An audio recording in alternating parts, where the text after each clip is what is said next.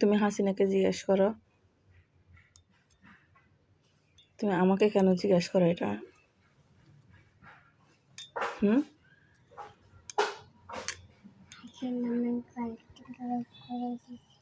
হুম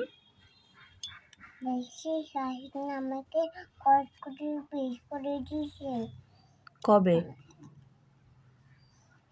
সকালে। সকালে? তো তুমি কান্না করছো? কে বের করে দিছে? হাসিনা। হাসিনা তোমাকে আদর করছে এই জন্য?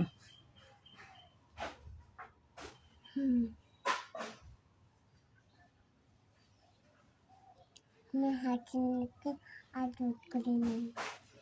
তাই? হ্যাঁ। তোমার কি জন্য এটা মনে হয়েছে এখন?